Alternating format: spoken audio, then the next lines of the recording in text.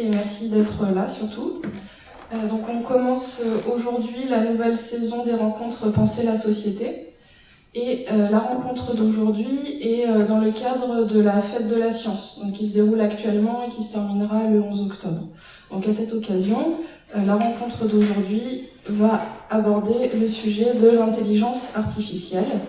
Et nous avons fait le choix d'inviter deux intervenants qui sont des personnes qui professionnellement travaillent dans le domaine de l'intelligence artificielle. Donc ma première question simplement, est-ce que vous pourriez vous présenter en quelques mots s'il vous plaît ? Oui, alors je suis Rodolphe Gélin, je suis actuellement expert en intelligence artificielle chez Renault. Je travaille sur le véhicule autonome et le véhicule connecté. Je vais vous parler, si ça vous intéresse, de ce que je fais plus particulièrement. Et j'ai travaillé auparavant, une dizaine d'années avec Olivier, sur des robots humanoïdes, et qui étaient en interaction avec les gens, donc qui avaient besoin de beaucoup d'intelligence artificielle aussi. Et puis j'ai commencé ma carrière au commissariat à l'énergie atomique, à faire des robots pour les installations nucléaires, mais aussi pour aider les personnes handicapées. C'est impressionnant quand même. Je suis vieux aussi. Bonjour, donc Olivier Guilhem. Je suis beaucoup moins scientifique que Rodolphe, puisque de formation je suis juriste. Je travaille dans une société qui s'appelle SoftBank Robotics. SoftBank Robotics a donné naissance à tout plein de petits robots humanoïdes. Ça s'appelait auparavant Aldébaran Robotics, une société française. Nous sommes une société détenue par notre maison mère et japonaise. Donc ça fait une bonne dizaine d'années maintenant que je travaille au sein de cette société et de ce secteur. Et auparavant, j'étais dans une autre société qui avait lancé l'ancêtre, on va dire, de Alexa ou du Google Home. Donc une petite interface qui s'appelait qui a une tête de lapin qui s'appelait Carrots, donc qui était un peu l'ancêtre de tous ces objets connectés. Voilà. Merci. Alors la rencontre d'aujourd'hui, en fait, va tourner autour d'un livre que vous avez coécrit. Et donc on a à la médiathèque, il s'appelle L'intelligence artificielle avec ou contre nous. Donc le livre en fait se découpe en deux parties, il y a le livre blanc et le livre noir. Et les deux parties sont structurées exactement de la même manière, c'est-à-dire qu'il y a les mêmes chapitrages autour des mêmes thèmes, mais le livre blanc va plutôt présenter les arguments en faveur de l'essor de l'intelligence artificielle et le livre noir les arguments à charge. Et je tiens à préciser qu'il est écrit de manière très accessible, c'est ce qu'on disait tout à l'heure, ce qui permet à des personnes qui ne sont pas du tout scientifiques comme moi de comprendre. Déjà ça c'est plutôt agréable, et puis le livre balaye le sujet de façon très complète. C'est-à-dire qu'on va aborder à la fois les principes scientifiques et technologiques du fonctionnement de l'intelligence artificielle et puis aborder des grands enjeux de société. Donc on y reviendra par la suite. Mais à ce niveau-là, ma première question, elle est très large, mais il faut commencer par là. C'est de quoi est-ce qu'on parle en fait quand on parle d'intelligence artificielle ?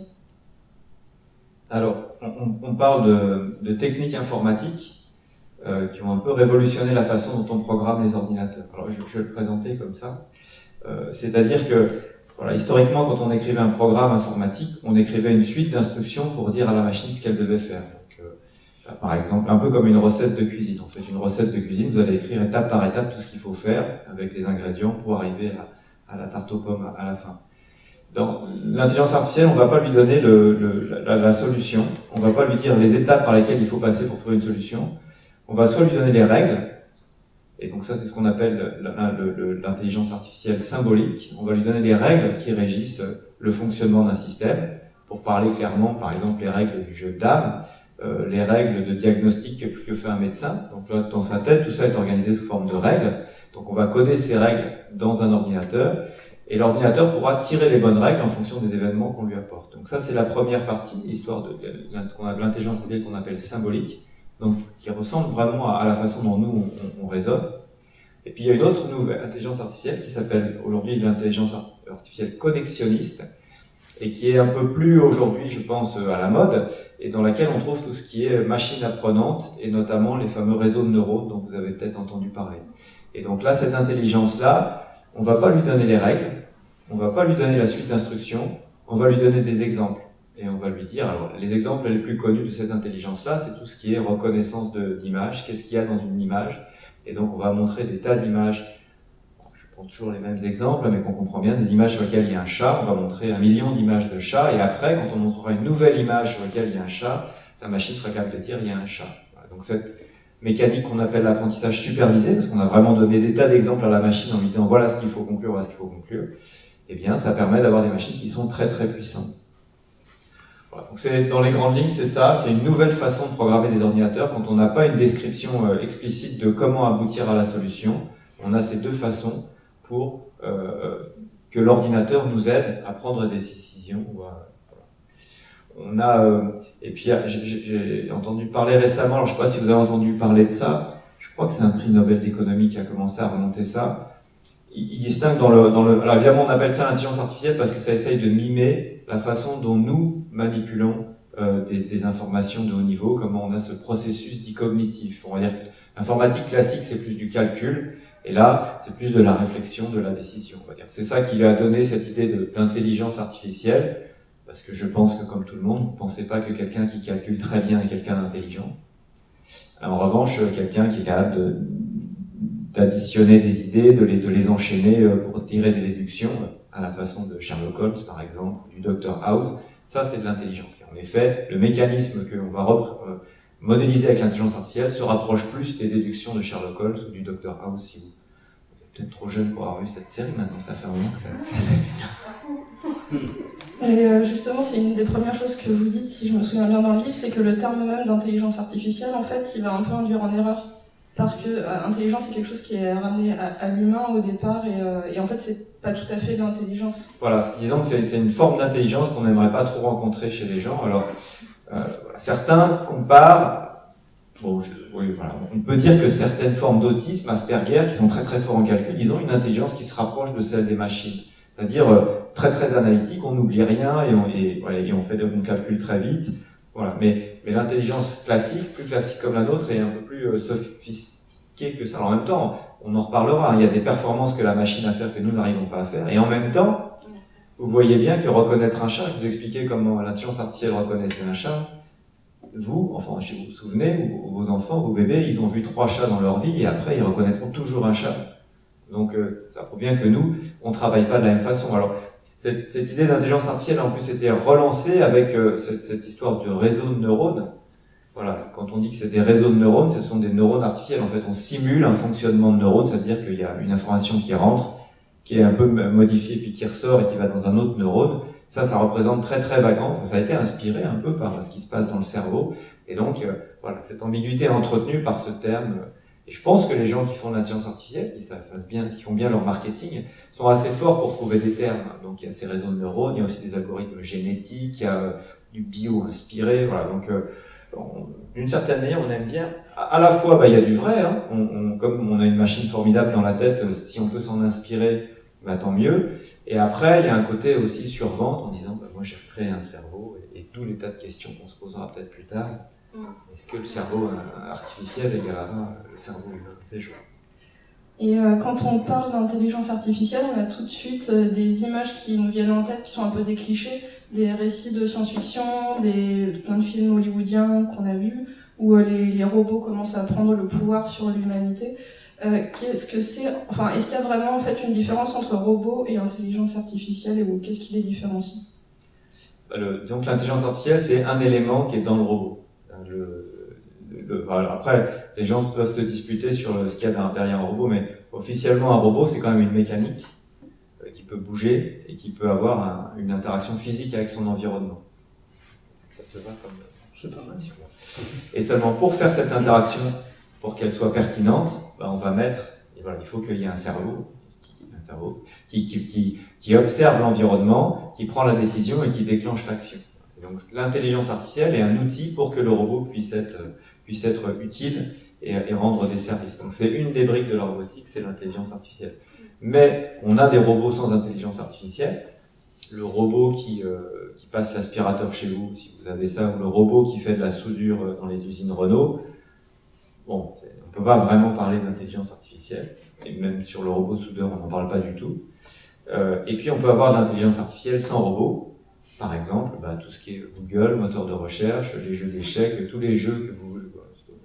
sais pas si vous jouez sur vos tablettes, vos ordinateurs, mais voilà, derrière, il n'est pas rare qu'il y ait de l'intelligence artificielle. Donc c'est vraiment deux facettes bien différentes. On peut avoir l'un sans l'autre, et puis on peut avoir les deux. Les robots les plus évolués ont de l'intelligence artificielle. D'accord. Et aujourd'hui, en fait, ça sert à énormément de choses. Il y a plusieurs exemples qui sont cités dans votre livre. Est-ce que vous pourriez balayer un peu à quoi ça sert aujourd'hui? Parce que, enfin, il y a des choses où vous commencez par le correcteur orthographique, c'est un exemple très basique, et puis ça va jusqu'à des actions de protection de l'environnement. Enfin, il y a énormément d'applications. Je te laisse un peu parler. Tu veux? Il faut que je boive. Alors, au niveau des applis. Vous m'entendez aussi comme ça? C'est pour l'enregistrement. Je préfère qu'il y ait... D'accord. Pardon. La dernière fois, on n'a pas utilisé les micros pour une rencontre, et en fait, tout le monde n'entendait pas, donc je préfère quand même être... Donc je vais utiliser le micro. Au niveau des applicatifs, effectivement, il y a tout plein d'exemples qu'on a cités, puisqu'on a balayé tout un champ de possibles pour montrer qu'il y a une variété en fait de cas d'usage. Rodolphe vous en a donné quelques-uns. On en trouve bien sûr dans les véhicules autonomes. Rodolphe travaille chez Renault par exemple. Il y en a d'autres, hein, bien sûr. Je vais faire la pub que pour Renault. Mais il y a évidemment pas que ça. Je vais vous donner des applications concrètes. Par exemple, on parle en ce moment, il y a quelque chose qui est très à la mode, c'est le Covid. Hein, c'est très tendance, on en entend partout. Il faut savoir qu'en fait, il y a une intelligence artificielle qui s'appelle Blue Dot, qui déjà en décembre 2019 avait alerté sur le fait qu'il y avait une épidémie, bon, ça s'appelait pas Covid à l'époque, de pandémie qui était atypique, qui commençait à se répandre en Chine, bien avant même que officiellement elle soit détectée, nommée, etc. C'est pour vous donner un exemple très pratique, c'est une intelligence artificielle canadienne. Bien sûr, il n'y a pas que ça. Mais dans le domaine médical, on peut citer le cas, par exemple, d'une intelligence artificielle de Stanford qui détecte les mélanomes, juste en prenant une photo de certains grains de beauté. Enfin, deux grains de beauté. On s'en sert aussi pour les mammographies. On s'en sert aussi pour détecter les cancers du foie. Par exemple, une IA qui s'appelle Deep Patient, qui a été développée aux États-Unis en analysant plus de quelques centaines de milliers de clichés de patients de l'hôpital du Mont Sinaï, permet maintenant de détecter effectivement avec un taux de précision beaucoup plus élevé des fois que, je dirais, l'expert humain, la présence d'un cancer ou non. Donc là, c'est le médical, ok. Mais il y a autre chose. Il y a par exemple, dans les banques, il y a une banque française, okay, un réseau de banques françaises qui a mis en place une intelligence artificielle qui permettait de répondre aux questions les plus fréquemment posées avec une certaine intelligence, c'est-à-dire pas juste oui, non, on peut faire du crédit, un peu plus poussé, ce qui permet de dégager du temps homme, par exemple, pas énormément, hein, 15-20 minutes par collaborateur, mais sur un ensemble, sur un grand réseau de bancaires, sur 5 ans, c'est 200 000 jours travaillés qui ont été ainsi sauvés. Bon, voilà, je vous ai donné d'autres exemples. Il y a des exemples moins sympathiques. Par exemple, le ministère des Finances publiques a déployé aussi, on le cite hein, bien sûr, une intelligence artificielle pour voir si vous étiez vraiment à la pointe de l'actualité, je dirais, dans vos déclarations. Ce qui a permis de ramener, je dirais, dans les caisses de l'État, quelques centaines de milliers d'euros, millions d'euros supplémentaires. Donc vous voyez, les cas d'usage sont, je peux vous en citer à l'infini, sont vraiment variés. On peut s'en servir pour le tri des déchets, pour analyser quel type de déchet c'est, par exemple un plastique, etc., de manière à mieux le traiter. On peut s'en servir pour, toujours en matière environnementale, améliorer l'efficience énergétique, c'est-à-dire voir à quel moment j'aurai un pic de consommation, quelle est l'action que je dois engendrer, ce que je dois à ce moment-là prévoir je sais pas, certaines tranches supplémentaires en matière d'électricité, ce que je peux économiser. Bref, l'optimisation des flux, quels qu'ils soient, même des flux de circulation, peuvent se faire via une intelligence artificielle. Je vais m'arrêter dans les exemples. Je pense qu'en fait, l'exercice serait de trouver un domaine qui n'est pas touché par l'intelligence artificielle. Il y a un grand chercheur qui travaille chez... un chinois, Andrew Ng, il travaille chez... et qui a dit c'est comme l'électricité en fait. aujourd'hui, si vous posez la question où est-ce qu'on n'utilise pas d'électricité, bon, vous allez trouver, mais c'est compliqué. L'IA, c'est un peu pareil. C'est devenu une technologie très pervasive. Et voilà, c'est pour ça que c'est difficile de dire elle est mauvaise ou elle est bonne. C'est pas l'électricité. C'est sûr que quand vous êtes sur la chaise électrique, vous n'aimez pas l'électricité, mais il y a plein d'autres occasions où on en voit des bons côtés. J'aime beaucoup. Il y a peut-être un domaine dans lequel l'intelligence artificielle est utilisée aussi, mais qui est peut-être moins une réussite, ou en tout cas qui pose plus de questions. Parce que, en fait, la question suivante, c'était en quoi l'intelligence artificielle va rester inférieure à l'homme et en quoi elle lui est supérieure. Et un des points, c'était la question de la créativité, qui est quelque chose qui est propre à l'humain. Et il y a de nombreux cas aujourd'hui d'artistes, par exemple, qui utilisent l'intelligence artificielle pour créer des tableaux, pour écrire un livre, pour composer un morceau de musique. Donc ça existe. Mais là, il y a d'autres questions qui se posent et c'est peut-être pas le plus grand domaine de compétence non plus de l'intelligence artificielle. Alors, je commence sur la partie technique et puis après tu parleras de la partie créative. Je me broderai. Ouais. Donc, en effet, alors la première partie de votre question était quand est-ce que l'IA est supérieure ou inférieure. Voilà, très localement, elle est quasiment toujours supérieure. Alors, sur l'histoire des radios là que tu citais, l'IA qui est capable de détecter une tumeur, et donc quand on en parle avec des spécialistes d'IA et de radiologie, donc il y a des médecins qui font des thèses en IA, ils disent honnêtement, en général, l'IA ne voit pas des choses que nous on voit si on regarde bien. Sauf que nous, radiologues, en fin de journée, quand on a vu 80 radios, on laisse passer des trucs. Et puis on peut aussi avoir un biais où on a vu un gros truc, et du coup on va pas regarder le petit truc. Et le petit truc, il est important. Donc c'est plutôt ce genre c'est là où l'IA est supérieure. Elle se fatigue jamais, elle ne rate jamais un détail, mais dans le fond, elle n'est pas tellement supérieure. Alors, il m'a juste cité un cas où là, en voyant une radio, l'IA a dit tiens, là il y a une double fracture du poignet, qui est une chose assez classique semble-t-il. Quand on casse un bout du poignet, on casse l'autre bout aussi. Mais sur l'angle de photo, c'était impossible de voir la double fracture. Et l'IA a dit rien qu'en voyant ce cliché, il y a une double fracture. Et donc là, l'expert radiologue dit voilà, moi je l'avais pas vu. Alors évidemment, lui, il se contente pas d'un cliché. Le radiologue, il sait quand il y a une fracture du poignet qu'il faut faire le tour, et il la voit toujours. Donc il l'aurait pas laissé passer, mais là, il dit j'avoue, elle a vu quelque chose que j'avais pas vu, mais de toute façon, je l'aurais vu pareil. Donc, voilà, on peut toujours imaginer que, comme c'est une machine qui est très très pointue, très très focalisée sur un problème, en effet, et alors de la même façon que elle nous bat aux échecs, elle nous bat au Go, si vous jouez au bridge, elle vous bat au bridge, elle vous bat au Scrabble, voilà. Donc, sur un sujet très particulier, l'IA va être plus forte que nous. Voilà. Et puis c'est la vie, elle est faite pour ça. En revanche, dès qu'on va la sortir de son domaine de compétences, il faudra une autre IA. Et nous, on a cette particularité que on peut être intelligent à la fois au Scrabble et au bridge, à la fois en psychologie et en radiologie, et donc on a une espèce de moyenne qui fait que, et du coup, on arrive à agréger des choses que peut-être une intelligence artificielle très spécialisée ne sera pas habituée à agréger pour en tirer d'autres conclusions. Oui, vous prenez l'exemple d'une intelligence artificielle qui aurait été entraînée à reconnaître des bocaux de cornichons, elle voit un pigeon et ça ne fait pas partie de son monde. Voilà, et exactement. Aucun moyen de savoir ce que c'est. Ça, c'est une bonne illustration de la bêtise de l'intelligence artificielle. Voilà, il y a celui-là qui est rigolo, puis de façon un tout petit peu plus dramatique, il y a une voiture autonome il y avait un camion couché en travers de la route, au milieu de l'autoroute, donc il était parfaitement visible, la voiture est passée au travers. Parce que dans son apprentissage, on lui avait jamais montré un camion au travers de la route. Donc elle ne pouvait pas dire c'est un camion au travers de la route. Donc elle a recherché à quoi ça ressemblait le plus. Donc ça ressemblait le plus à éventuellement un ciel un peu laiteux au loin, ou alors un panneau d'affichage, donc qui n'était pas tout à fait à la bonne hauteur. De toute façon, rien qui nécessitait qu'elle freine. Et donc elle est passée au travers. Donc vous voyez, ce sens commun, ça manque complètement à l'intelligence artificielle. Alors avant de venir à la question de la créativité, juste pour dire, donc vous disiez qu'il y a un moyen de contourner ça en faisant de la coopération entre différentes intelligences artificielles, ce qui s'appelle les GAN, c'est ça? Alors le GAN, c'est un petit peu différent.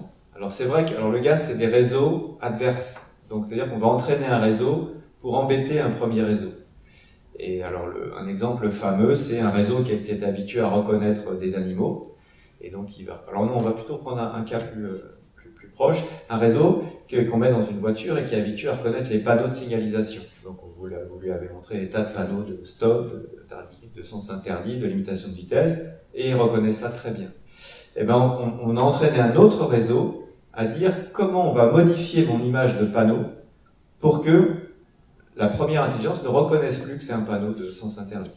Et donc cette deuxième intelligence, ce GAN, ce réseau adverse, il va modifier pixel par pixel l'image, donc par chaque petit point de l'image, il va essayer de le modifier, changer sa couleur, jusqu'à ce que ça fasse changer la décision du premier réseau. Et ce qu'ont réussi à faire ces chercheurs farceurs, c'est à s'apercevoir que, en changeant simplement, en mettant quelques pixels noirs sur un panneau de sens interdit, bien situé, le premier réseau va dire, c'est plus un panneau de sens interdit, c'est un panneau de limitation à 30. Donc vous, à l'œil nu, vous voyez bien que c'est un panneau de sens interdit avec juste des autocollants dessus, noirs, mais vous dites, c'est un panneau de sens interdit avec des autocollants noirs, mais ça reste un panneau de sens interdit. L'intelligence artificielle, trompée par l'autre intelligence artificielle, va dire non, c'est un panneau de limitation à 30 km/h. Donc encore une fois, on voit que, il faut se lever de bonne heure. Il faut quand même une autre intelligence artificielle qui aura été entraînée pour détromper la première. Ça n'arrivera pas par hasard. C'est pas si vous scotchez n'importe quoi sur n'importe où sur un panneau, ça va pas faire changer de décision. Par ailleurs, nous travaillons sur des réseaux qui soient plus robustes et qui soient pas sensibles à ces attaques. Voilà, ça c'était une première. Voilà. En revanche, là où on peut avoir, donc là, c'est, vous voyez, des réseaux adverses, mais on peut aussi avoir des réseaux qui se complètent. C'est-à-dire qu'on va avoir une première façon de reconnaître les panneaux qui sera basée sur, j'ai vu des centaines de panneaux et donc je le reconnais. Et puis on peut avoir, par exemple, une deuxième intelligence artificielle basée sur des règles qui va dire, un panneau stop, non, un panneau sens interdit, il est globalement rouge. Voilà, c'est une règle. Si le panneau est globalement rouge, alors ça peut être un stop. Et donc si on met les deux côte à côte, le premier va dire, il se fait tromper, il y a des autocollants, donc il va dire, ce panneau stop, en fait, c'est un panneau de limitation à 30. Et l'autre va lui dire, non, il est tout rouge, ça peut pas être une limitation à 30, c'est pas tout rouge. Et donc à ce moment-là, les deux intelligences artificielles vont se compléter pour prendre une décision qui soit moins mauvaise. Et pour vous rassurer vraiment, dans les voitures, en plus, il y a la carte, on connaît la carte, et donc on sait en général s'il y a ou non un sens interdit ou une limitation à 30. Donc encore une fois, rassurez-vous, dans les voitures, tout ça est en bonne partie contrôlé. Et donc, pour en revenir à la question de la créativité, il y a des choses qui semblent en tout cas inhérentes à l'humain, que l'intelligence artificielle peut aussi en partie prendre en charge, mais ça jouera pas sur les mêmes domaines. Alors, déjà, je vais faire une transition avec ce que disait Rodolphe, donc en lien avec la créativité. C'est qu'effectivement, les intelligences artificielles peuvent coopérer ensemble, entre elles. Par exemple, dans le cadre d'un GPS, vous pouvez avoir une IA qui va analyser le flux de circulation, et vous pouvez avoir aussi une IA qui, elle, collecte les données météorologiques. Donc c'est pas interdit qu'il y ait plusieurs IA qui collaborent chacune. On a compris qu'en fait une IA était spécialisée. Donc une fois qu'elle est spécialisée, elle fait un truc, pas deux, d'où le bocal de cornichons et les pigeons. Je reconnais des bocals de cornichons, mais je ne reconnais pas des pigeons. Je sais prédire, par exemple, la météo à 1, 2, 3, 4 jours, mais je sais pas, ça ne s'applique pas au flux de circulation. Par contre, je vais pouvoir agréger et concaténer les résultats de différentes IA, où une IA va pouvoir collecter elle-même des données de différentes IA. Ça, c'est possible. Ce qui ouvre un champ en fait de collaboration assez intéressant. Par exemple, en matière donc artistique, effectivement, on a des ouvrages qui ont été écrits par des intelligences artificielles. On a aussi des musiques. Par exemple, je pourrais vous citer une IA qui a été nourrie avec des chansons des Beatles. Chansons des Beatles. Cette IA ayant eu un apprentissage en écoutant que des musiques de Beatles, a pu elle-même recréer une chanson d'inspiration Beatles. Bien sûr, les Beatles ne sont pas du tout derrière. Mais quand on écoute, il y a cette patte, cette sonorité. On a aussi, ce qu'on aime bien faire aussi visiblement, certains, c'est finir il y a plein de symphonies inachevées, on s'est dit, tiens, on va les achever. Bon, Okay, donc c'est un truc à la mode. Huawei s'est essayé par exemple à terminer la 8e symphonie de Schubert. Okay.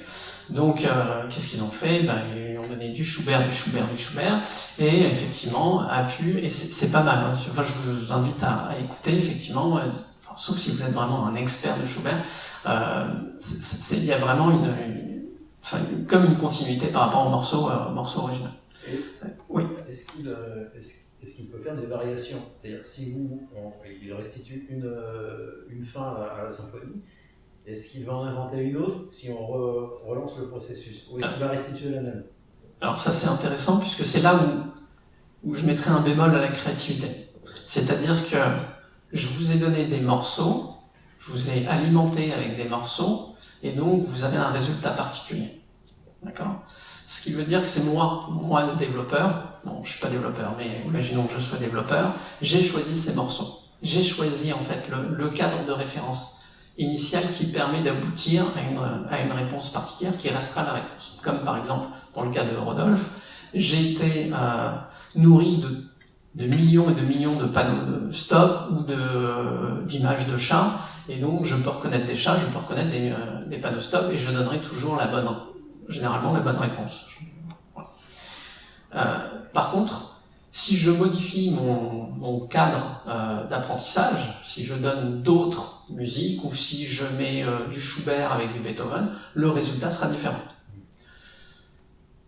Schubert, Beethoven, pour les 250 ans de Beethoven, Deutsche Telekom a voulu aussi faire la même chose. Il s'est dit, tiens, je vais terminer la symphonie inachevée de Beethoven, donc la 10e, et donc bien sûr, là, ça a été la même chose, il a été nourri avec des musiques de Beethoven et a terminé la symphonie de Beethoven.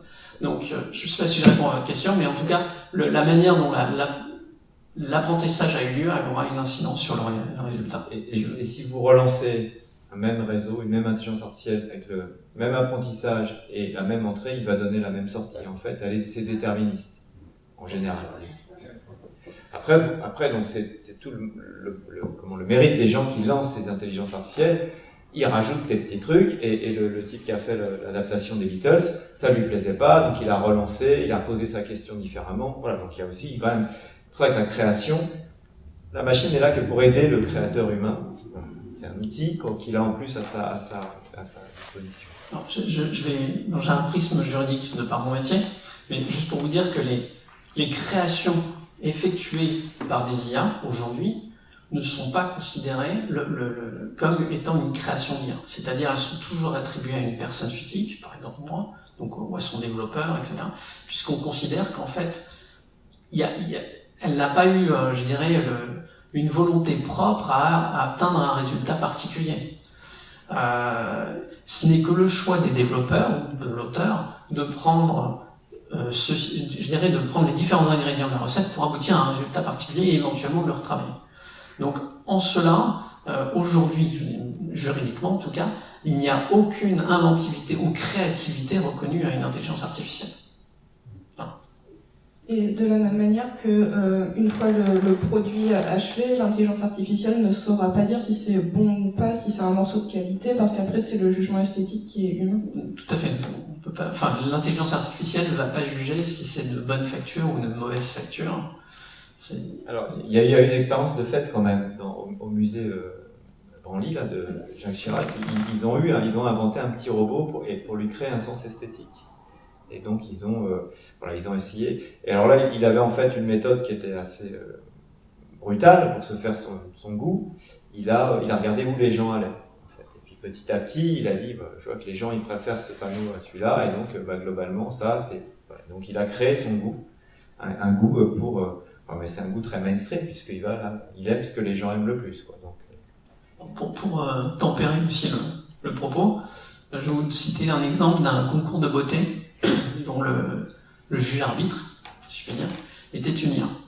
Et sur l'ensemble des portraits, parce que c'était des photos qui ont été sélectionnées comme étant les personnes les plus belles, donc il y en avait une qui regardait la symétrie du visage, etc.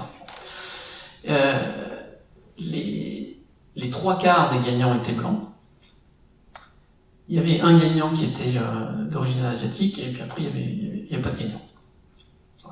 Donc il y avait plusieurs manières de voir les choses. Les blancs sont beaux, bon, ça me faisait plaisir, bon, c'est pas forcément très scientifiquement prouvé. Voilà. Les asiatiques sont un petit peu moins beaux, et puis alors le reste on entend pas.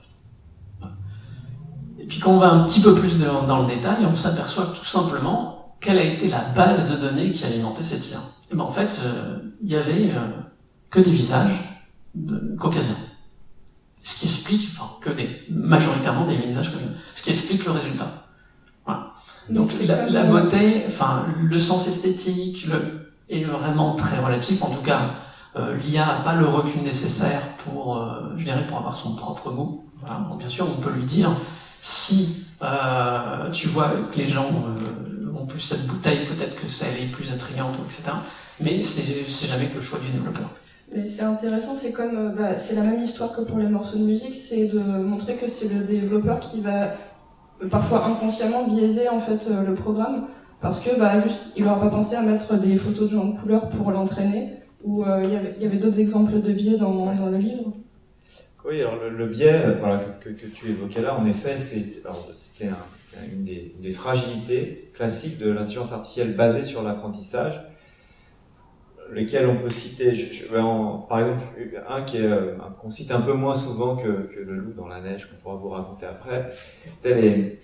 Dans le métro chinois, il y avait une station qui était près d'un stade de foot, et ce qu'ils voulaient, c'était détecter automatiquement quand il y avait beaucoup de monde pour ouvrir des sorties supplémentaires de la station de métro. Et donc, ils ont fait leur apprentissage, où il y avait une caméra qui regardait quand il y avait plein de monde, et puis on lui disait là il y a du monde, et puis là il n'y a pas de monde, etc. Donc la machine a appris de cette façon à reconnaître quand il y avait du monde ou quand il n'y avait pas de monde, et puis on l'a mis en service. Et puis un jour de match, c'est complètement plein, à 4h de l'après-midi, et l'IA dit bon non, il n'y a personne, c'est bon. Voilà. Donc évidemment, tous les ingénieurs se penchent sur la question, et en fait ils se sont aperçus que lors de l'apprentissage, ils faisaient ça dans les jours de semaine classiques. Et pendant les jours de semaine classiques, en fait il y avait une pendule sur un mur. Et donc à chaque fois qu'on disait aux gens il y a du monde, ça correspondait aux heures de pointe.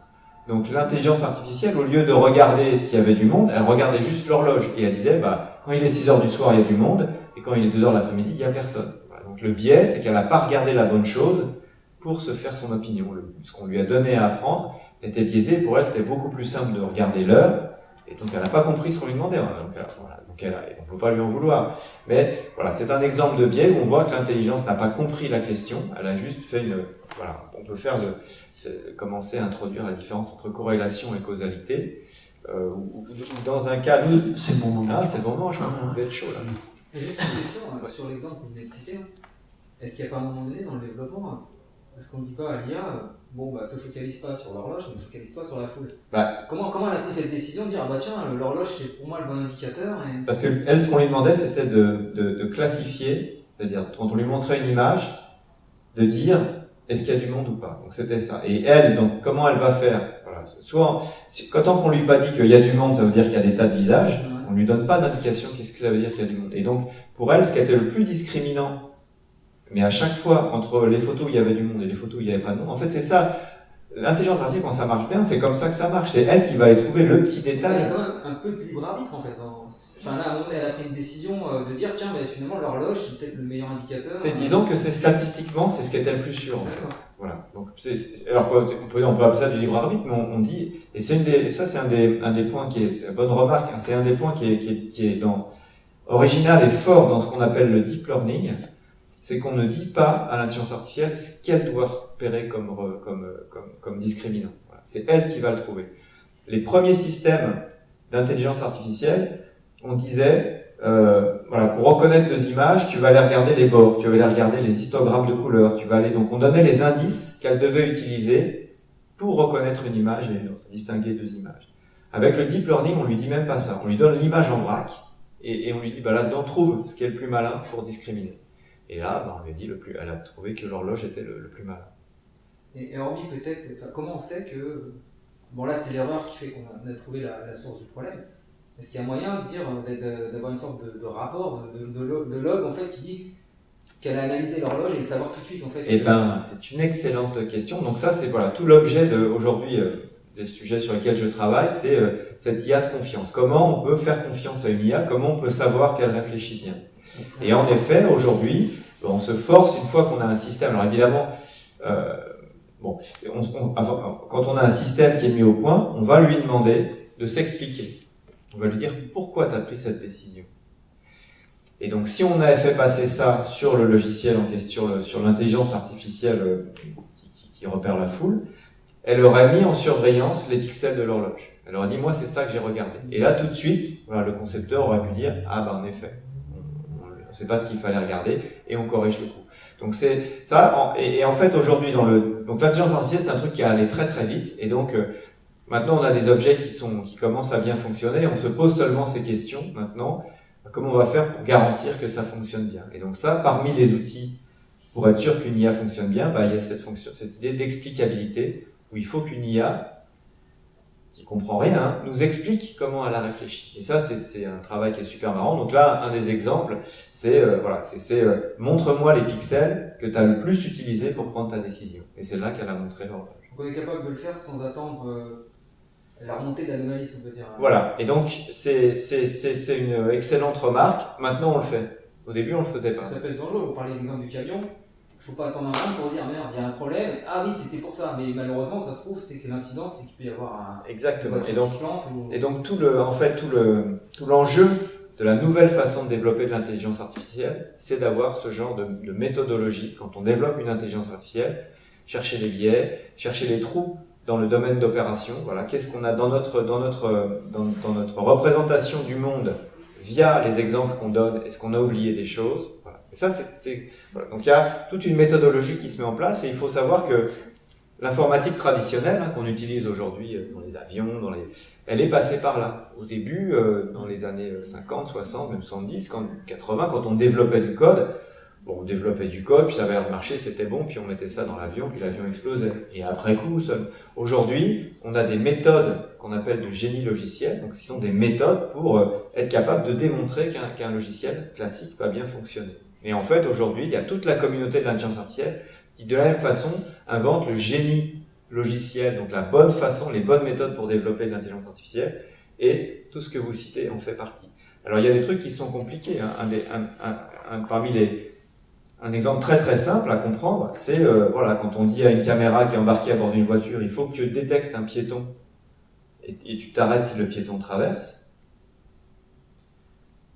Un piéton, pour nous, c'est très clair ce que c'est qu'un piéton. Mais une intelligence artificielle, vous avez vu comment elle fonctionne, il faut lui montrer des tas d'exemples de piétons. Le jour où tous les piétons se mettent à avoir des masques quand ils traversent, l'intelligence artificielle, elle n'a jamais vu ça. On ne peut pas lui reprocher. En l'occurrence, c'était pas dramatique parce qu'elle s'appuyait pas que sur le visage, comme les gens peuvent être de dos, etc. Donc ça s'est bien passé. Mais ouais, il faut voir là. Si les gens aussi ce qu'on raconte, c'est que les premiers détecteurs de piétons qui étaient testés sur les campus en Californie, ils n'avaient jamais vu de jupe ou de robe longue. Et donc, les premiers piétons avec des jupes, le système ne les reconnaissait pas. Et vous voyez, tout ça, c'est tellement naturel. C'est ce qu'on appelle c'est tellement naturel qu'on se dit, on fait pas attention à ce qu'on a. Aujourd'hui, de plus en plus, parce qu'on a ce recul-là, on fait attention à la façon dont on apprend. Et il faut apprendre à spécifier ce que c'est qu'un piéton, spécifier ce que c'est que pour nous est tellement évident. Et voilà.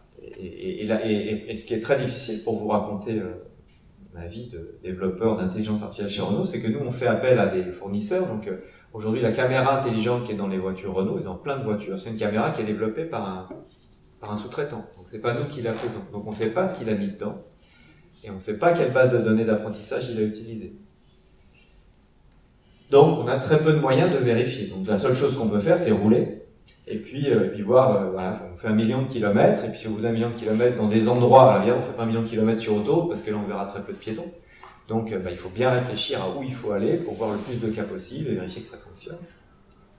Et donc, moi, scientifique, je dis, alors ce qu'on va faire, c'est qu'on va dire à notre fournisseur, je vais vous donner les spécifications noir sur blanc de ce que c'est qu'un piéton. Donc ça fera 5000 pages, parce que je décrirai tous les cas de piétons que vous pouvez rencontrer. Et vous êtes tenu de me démontrer que ça marche. Mais si je fais ça, le jour où ça marche pas, le gars dira, ah ouais, mais moi, cette description de piéton, elle n'était pas dans vos 5000 pages, donc c'est pas de ma faute. Et voilà, donc c'est pour ça que voilà, on se tient un peu par la barbichette, hein. Nous on veut en demander plus, et en même temps lui il sait que si on en demande trop, bah, nous deviendrons responsables. Et c'est un des soucis avec l'IA, c'est qui est responsable quand ça marche pas. Et c'est là que je me tourne vers Olivier qui va nous donner sa réponse. Ça ne vous dérange pas si on se questionne mutuellement? Non, mais allez-y, je vais reprendre la conversation au bout d'un moment, mais continuez, c'est très intéressant.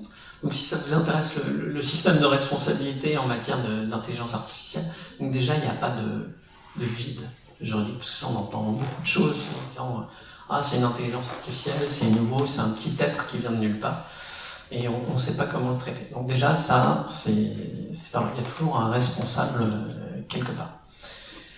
Par contre, ça ne veut pas dire que notre système actuel est vraiment adapté à, je dirais, à cette nouvelle technologie. Même si le mot nouvelle est un peu galvaudé aussi, puisque je pense que ça existe au moins depuis les années 50.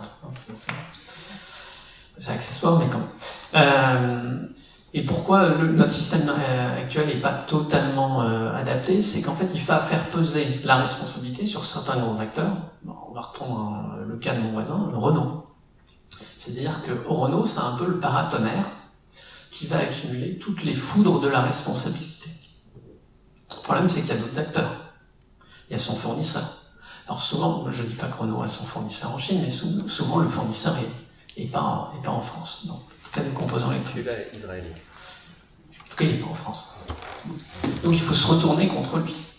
Bon, c'est déjà pas une mince affaire, mais c'est faisable, si contractuellement ça a été bien fait. Puis lui-même va avoir une autre action contre son propre fournisseur jusqu'à essayer de retrouver celui qui était au début du maillon de la chaîne et qui a entraîné, c'est-à-dire nourri l'IA avec tous ces cas.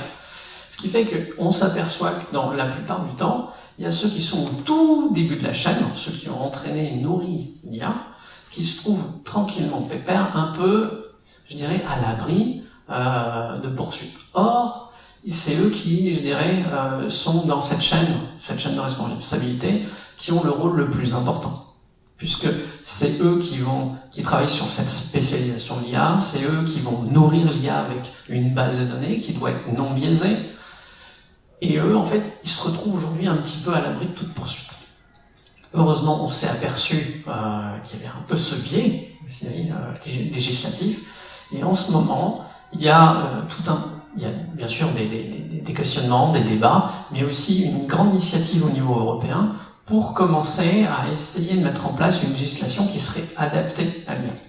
Je ne vais pas vous prendre la tête très longtemps sur le sujet, sauf si vous avez des questions, mais en tout cas, il y a eu des résolutions, les dernières décisions en date sont des résolutions du Parlement européen, c'était fin d'année dernière, en octobre de l'année dernière, 3 résolutions, une sur l'éthique, une sur la responsabilité, et une justement sur la propriété intellectuelle, c'est-à-dire la créativité, etc.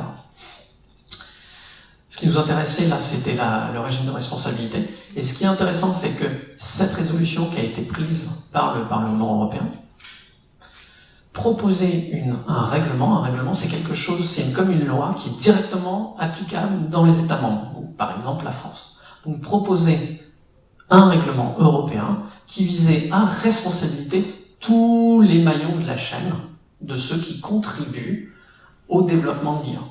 Donc, il n'y a pas de vide juridique, il y a une responsabilité qui existe, elle n'est pas totalement parfaite parce qu'on s'aperçoit qu'aujourd'hui c'est assez complexe d'aller chercher celui qui est tout au bout de la chaîne, mais c'est en voie de résolution grâce notamment je dirais ces initiatives européennes. Il faut que ça se fasse au niveau européen de toute façon, qui sont en cours et qui sont déjà très très bien avancées. C'est assez lent, hein. Faut bien se dire que c'est quand même quelque chose qui a été initié déjà à partir de 2018. Hein. On a commencé ces réflexions en 2018. Aujourd'hui, on n'y est pas encore, mais je pense que d'ici moins d'un an, ça devrait être bon. Et les maillons, il faut qu'ils soient européens ou c'est n'importe où dans le monde? N'importe où dans le monde. N'importe où dans le monde. J'aimerais qu'on aborde un autre point qui me semble assez important, c'est la question de l'intelligence artificielle et du travail humain. Parce que l'automatisation du travail, on peut se poser la question, est-ce que ça va à terme supprimer l'emploi humain ou une partie? Et une chose que vous dites dans le livre, c'est qu'il y a beaucoup d'études à ce sujet, mais que selon les rapports, ils ne donnent pas du tout les mêmes chiffres qu'il y a des rapports qui donnent moins de 10% des emplois qui seraient remplacés par l'intelligence artificielle, et puis d'autres qui donnent par exemple 45%, ce qui est énorme. Alors déjà, comment est-ce qu'on peut expliquer ces différences de chiffres ? Je prends la main. Volontiers. Ok. Le travail, c'est toi. C'est la famille et la patrie. Alors, au niveau des études, effectivement, il y a une dichotomie entre 10 études qui est assez impressionnante. Celle d'Oxford donne un peu plus d'une quarantaine de pourcents. On a des études qui sont beaucoup plus sympathiques, qui évoquent à peu près 9-10%. Par exemple, celle de l'OCDE, je vous sors que des choses sympathiques. Celle de l'OCDE ou celle du COE, qui évoque à peu près 9%. On parle 9% de quoi ? On parle 9% d'automatisation. Okay. On dit pas, ça parle pas de chômage, ça veut dire que un emploi peut être automatisé. Okay. Donc déjà, c'est important, ça veut pas dire que si j'automatise un emploi, la personne va automatiquement, elle, se retrouver au chômage ou sans emploi. C'est important. Pourquoi il y a ce type de dichotomie ? C'est que là, je vous ai parlé de l'OCDE et je vous ai parlé du COE, c'est-à-dire l'OCDE, c'est sur les 21 pays membres, le COE, c'est sur la France, et l'autre que vous avez donné, c'est sur les États-Unis. Donc, en fait, on a des études qui s'intéressent à des zones géographiques qui sont distinctes. Et on s'aperçoit quand on regarde un peu les études que le taux d'automatisation, qui passe notamment, mais pas que, par l'intelligence artificielle, diffère selon les pays. Beaucoup plus important en Chine, beaucoup moins, par exemple, en Angleterre. D'accord ? Ensuite, c'est des études, c'est prospectif. On s'imagine que, et si c'était à, je dirais, progression constante, quand je dis prospectif, ça a plus de 10 ans. Hein. Okay. Ce qui est un peu une gageure, parce que je veux dire, il y a tout un tas de facteurs qui sont absolument immaîtrisables, comme est-ce qu'il va y avoir une réglementation qui va plus ou moins favoriser, est-ce qu'on va avoir une pandémie qui effectivement va favoriser en fait une automatisation comme on l'a connue, ou inversement, est-ce qu'il va y avoir un rejet de la population ? Immaîtrisable. Par contre, ce qu'on peut faire, ce qui est intéressant, c'est regarder ce qui s'est passé dans le passé. Vous allez me dire, oui, mais dans le passé, il n'y avait pas d'intelligence artificielle. Oui, mais on a connu d'autres révolutions, des révolutions industrielles, etc. Et là, c'est assez intéressant. Si je prends le cas des métiers à tisser, vous allez me dire, il n'y a pas trop de lien entre un métier à tisser et une intelligence artificielle, sauf que lorsque le métier à tisser est arrivé moderne, ça a été une petite révolution. Pourquoi une petite révolution ? Parce qu'en fait, en 1 heure, on pouvait produire 50 fois plus par rapport aux anciens métiers à tisser. Et on avait besoin de 98% de main-d'œuvre en moins. Vous allez me dire, mais c'est dramatique ce que je suis en train de vous raconter. Ça veut dire qu'il pourrait m'arriver exactement la même chose si je faisais un mimétisme. Oui, mais ce qui s'est passé, c'est que le prix de l'étoffe a baissé. Ce qui permettait de s'acheter beaucoup plus d'étoffe, ou de vêtements. In fine, sur la période 1830-1900, donc c'est vieux, je suis d'accord, et donc on s'est aperçu que le nombre de tisserands avait été multiplié par 4. C'est ça qui est intéressant. Parce que nous, on est un peu grégaire, on est un petit peu français, on est rétif au changement, ce qui nous, on le regarde d'un air bizarre en disant « ça va prendre mon emploi », mais plutôt que de se baser sur des études prospectives, on ne sait pas trop, etc., regardons déjà le passé, sur les différentes révolutions industrielles. Je vais vous donner un autre exemple. Celui de l'apparition, c'est un peu plus moderne, celui de l'apparition des distributeurs de billets. Billets de banque. Ça, c'est un peu plus... Années 80 jusqu'à début 2000, 2004. Ce qui s'est passé, c'est qu'en agence, dans les années 80, vous aviez à peu près une vingtaine de personnes. Puis il est arrivé le fameux distributeur de billets de banque. Qu'est-ce qu'il a fait ? On s'est aperçu que ce distributeur a pris de l'emploi. Ah oui, on est passé de 20 personnes à peu près 13 personnes. Sauf que, dans la même période, ça a permis de démultiplier le nombre d'agences. Et in fine, ça a eu un emploi vraiment positif sur... un impact positif sur l'emploi. Donc, comparaison des comparaisons, mais je dirais, il ne faut pas forcément avoir peur. Faut savoir que ça peut y avoir une phase effectivement de destruction d'emploi, mais qui peut aboutir aussi à une multiplication d'emplois. d'emplois qui peuvent être les mêmes ou qui peuvent être différents. Dernière petite, je sais que Rodolphe aime bien les données, puis Rodolphe parlait beaucoup, donc je vais pas aussi. Aux États-Unis, sur les 10-20 dernières années, on s'est aperçu d'une petite étude qui s'est aperçu que plus de 60% des intitulés de postes qu'il y avait, qui paraissaient, en fait, n'existaient pas auparavant. C'est des nouveaux postes. Des choses totalement nouvelles. Ça veut dire quoi? Ça veut dire que la technologie, cette technologie, voilà, ancienne, ouvre aussi en fait de nouveaux postes, de nouvelles perspectives, etc. C'est le point par contre qui diffère par rapport à tout ce qu'on a vécu auparavant, c'est la vitesse. C'est la vitesse de propagation. Rodolphe vous en parlait tout à l'heure. Et de cette vitesse de propagation dépend notre capacité d'adaptation et de formation. Et c'est là où il y a un vrai enjeu.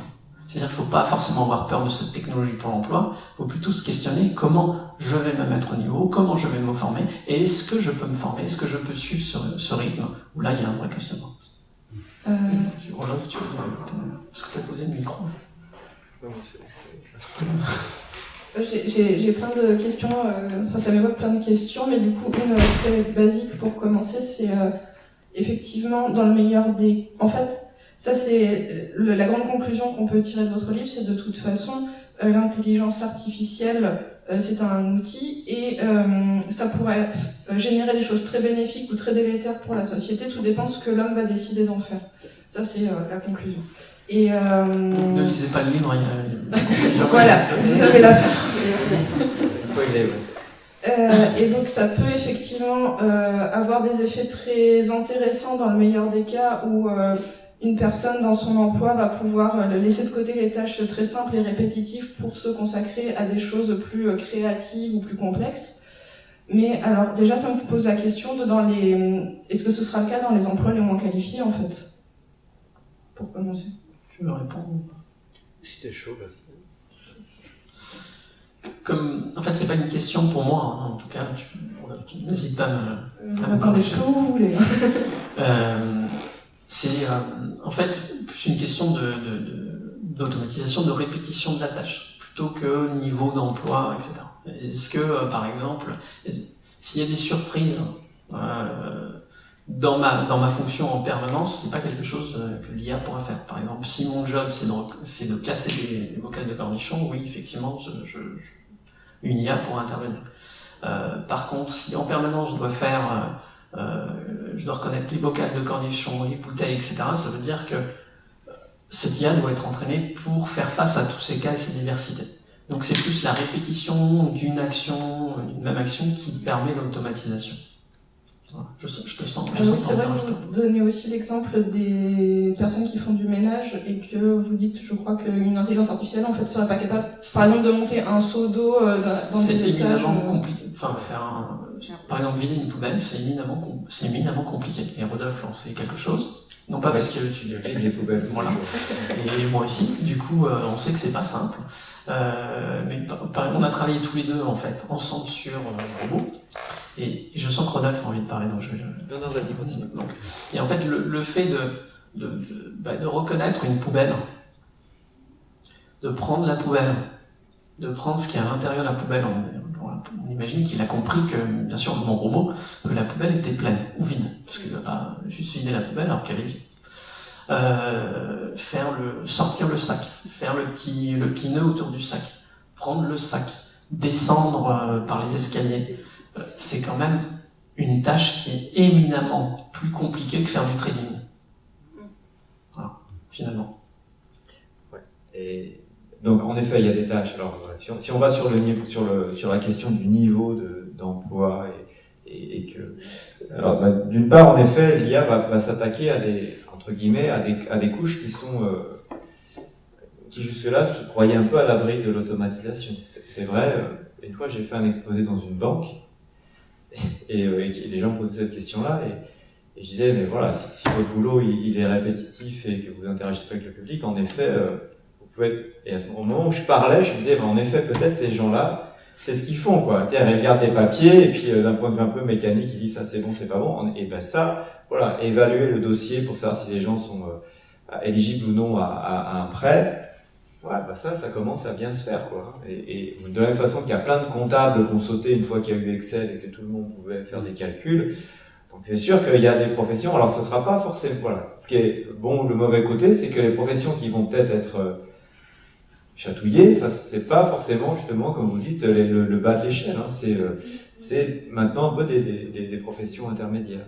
Donc comme vous disiez, voilà, il y a des tâches très très terre à terre qu'on n'est pas prêt d'automatiser, parce que aussi l'intelligence artificielle, elle manipule de la connaissance, et tous les métiers manipulent pas de la connaissance, ils manipulent des poubelles, des balais, donc des pelles, enfin voilà, tout ça, ça va quand même être assez difficile à faire à l'intelligence artificielle s'il n'y a pas les robots qui vont avec, et les robots, voilà, il y a aussi toute une dextérité mécanique qu'ils sont pas prêts d'avoir. Et l'autre chose aussi que je voulais ajouter, c'est que bien sûr, il y a des tâches qu'on va pouvoir faire à l'intelligence artificielle. Mais à quel prix?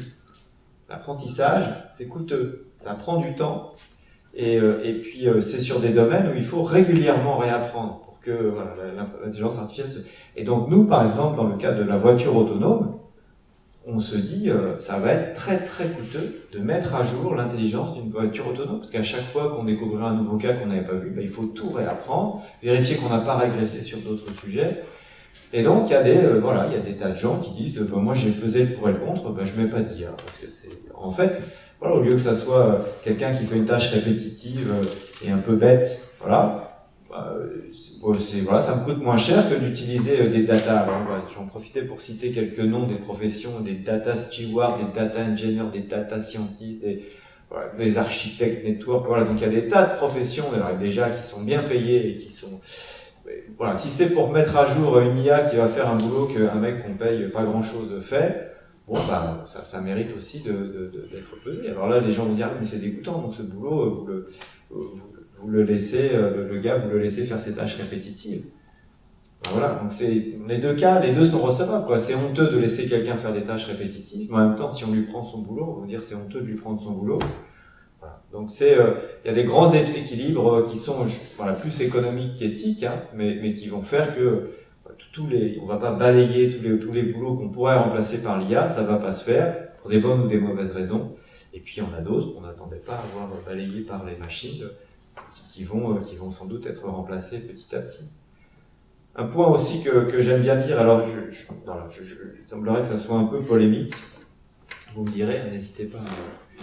J'interviens, je te censure. Voilà. J'ai l'impression, moi j'ai dit une fois ou deux, et je me suis fait reprendre après coup, si les gens ils font mal leur boulot, en effet, il y a des chances qu'une machine puisse le faire à leur place. Voilà. Ça c'est polémique. Comment? C'est polémique. Bah voilà, moi j'ai dit, alors moi je fréquente aussi des milieux un peu anarchistes, donc déjà tout ce que je dis m'est reproché. Mais voilà, donc si les gens qui sont notamment en interaction avec le public, et je pense que les gens ont beaucoup progressé. Attention, on vous parle des bibliothécaires aussi. Par exemple, voilà, les personnes qui sont en interaction avec le public, je trouve, alors je sais pas si c'est du fait de cette inquiétude-là, qu'il y a eu beaucoup d'efforts de fait pour que justement ils soient à l'écoute et ils disent pas remplissez ce formulaire et revenez me voir s'il est rempli. Ah oui, mais je peux pas cocher ça tant que j'ai pas ce papier vous me le donnerez pas tant que j'ai pas coché ça.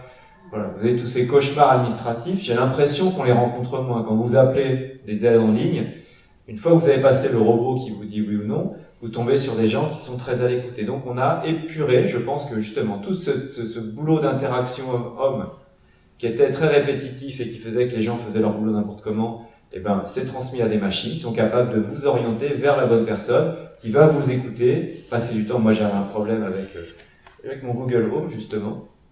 J'ai appelé Google, et le gars, de 10h à 11h30 du soir, il m'a écouté, on a cherché ensemble, et voilà. Et je me dis, ça, c'est aussi possible parce que ces gens-là, ils sont délestés de toutes les questions bêtes qu'une machine peut traiter, et ils sont beaucoup plus disponibles.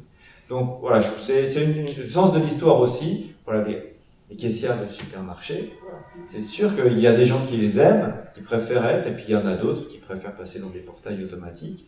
Mais en effet, si on garde une caissière, c'est pour qu'elle nous aide avec nos tickets de réduction, nos trucs qu'on n'a pas bien compris, s'il manque un code barre. Voilà, c'est là on attend un service. Et je pense que le rapport homme-homme va s'améliorer du fait que la relation homme-machine peut simplifier pas mal de choses qui sont pas marrantes. Je pourrais faire le parallèle pour notre métier de bibliothécaire aussi. On devrait peut-être l'an prochain avoir des automates de prêt pour les documents. En fait, les lecteurs viendraient eux-mêmes scanner avec des automates, je vous l'annonce.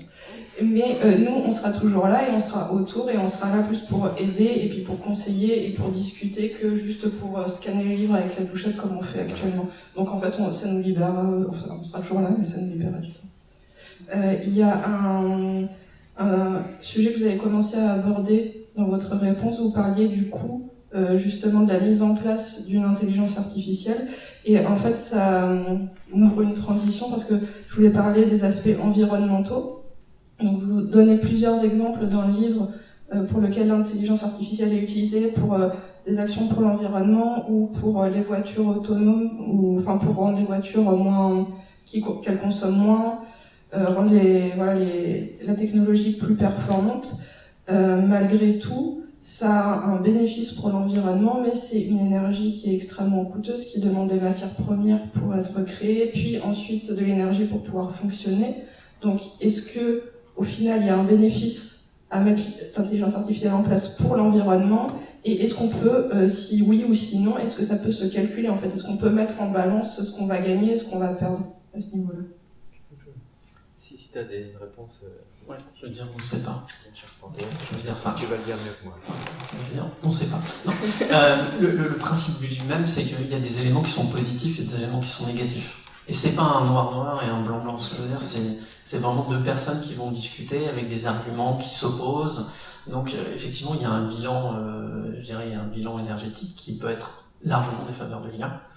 On cite le cas du AlphaGo, c'est ça? C'est 1 mégawatt, je crois, juste pour une partie. Juste pour vous donner un ordre d'idée, la consommation énergétique d'un appartement 75 mètres carrés sur un an, c'est un petit peu plus de 9 mégawatts. Donc ça fait cher la partie de Go. Voilà, juste pour donner un ordre d'idée.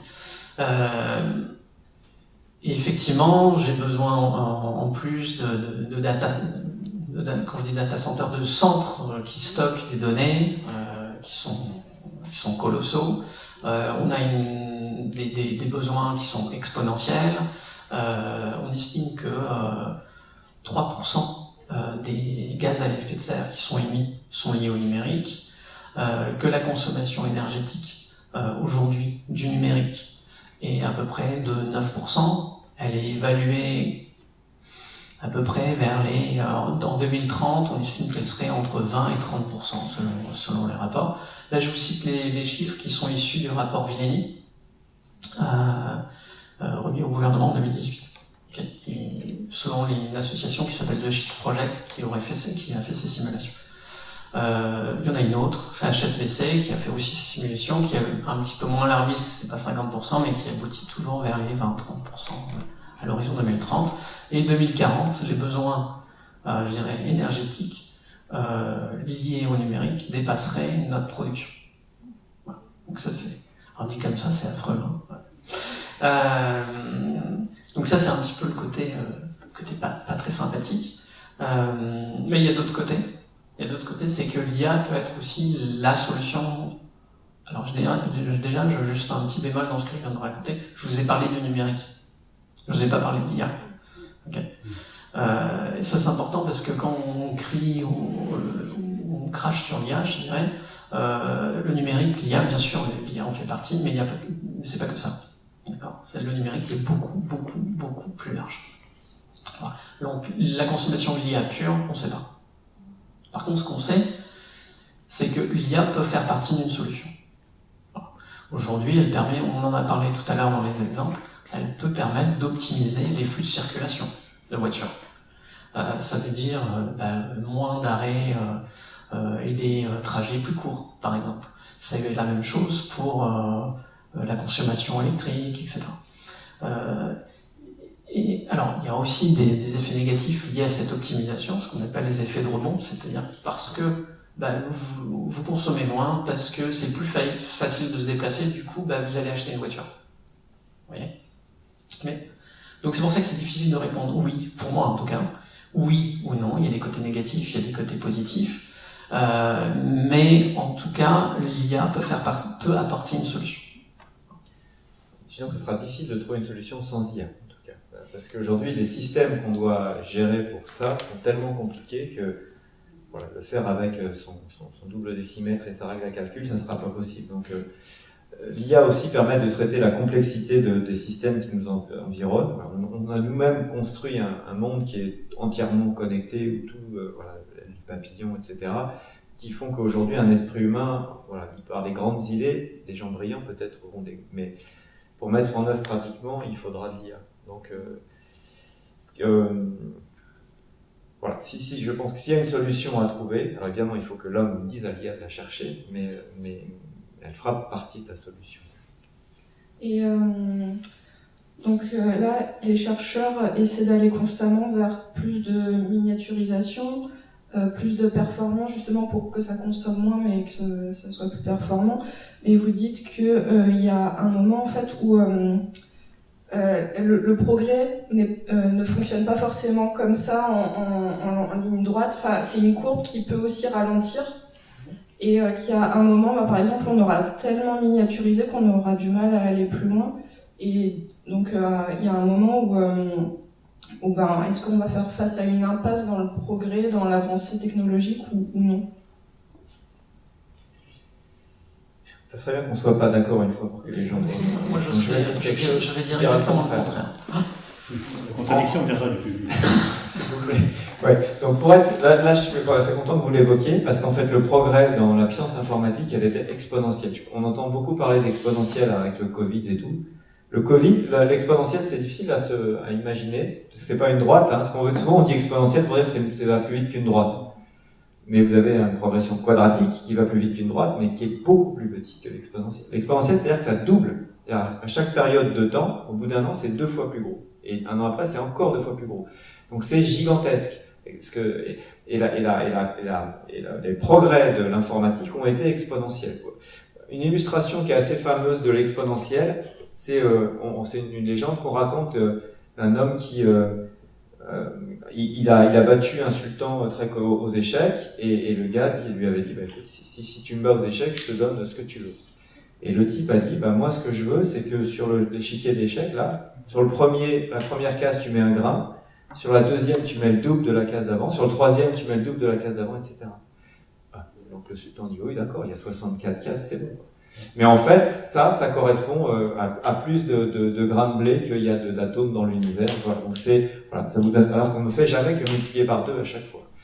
Et la puissance de l'informatique, elle a connu ça. Elle a multiplié par 2 tous les 1 an et demi, tous les 18 mois. Et donc c'était vraiment gigantesque. Et en effet, aujourd'hui, on arrive à un moment où les connexions sont si petites qu'on va arriver à un niveau subatomique. Et donc les lois qu'on utilisait jusqu'à présent ne s'appliqueront plus, on arrivera dans le domaine quantique, et à ce moment-là, il faut faire des ordinateurs quantiques, et c'est une autre paire de manches. Donc en effet, il se dit, il y aura forcément une espèce de stagnation de cette course, en tout cas par ce biais-là. Après, on peut contourner et trouver d'autres architectures, imaginer des ordinateurs quantiques. Mais en effet, il y a une petite stagnation, mais l'esprit humain, il va dire, maintenant, ça, j'ai le maximum, mais je vais inventer des nouvelles architectures de réseau, je vais y aller. Donc, je peux dire que le progrès va s'arrêter, il y a une chance qu'il s'arrête, en tout cas, dans cette course à la miniaturisation. Okay. Moi, j'ai commencé dans l'informatique en 65, et dès le début, on disait, dans 3 ans, dans 4 ans, on va arriver à la limite, on va être à la limite des couches d'atomes, enfin, ce truc comme ça. Et moi, ça fait 15 ans que je suis en retraite, et on a toujours tenu ce langage-là, quoi. Et je viens de lire un article récemment, où maintenant on en est à 3 nanomètres et 2000 milliards de transistors sur une puce d'ordinateur, quoi. Et moi, dans les premiers circuits sur lesquels j'ai travaillé, c'était un circuit gros comme ça, avec 2 transistors dessus, quoi. Donc, il y a de la marge.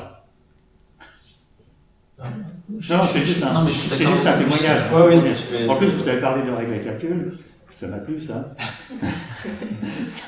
Ça m'a rappelé ma jeunesse. Laissez continuer, excusez-moi. Non, je vous en prie. Donc je vais vous rejoindre puisque je suis censé apporter la contradiction. Ça veut pas dire que je suis opposé à ce que vient de dire Rodolphe. Il est possible néanmoins qu'il y ait cette continuation en permanence du doublement nombre de processeurs par an. Voilà. Effectivement, dans les années 2000, on était à une des gravures. La gravure, c'est la taille des microprocesseurs. D'à peu près 120 nanomètres. C'est tout petit, mais aujourd'hui, on en est à peu près à 3 nanomètres.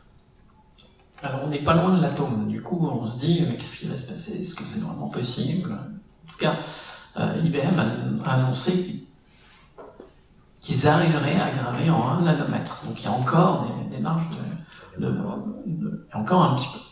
Mais après, qu'est-ce qui se passe?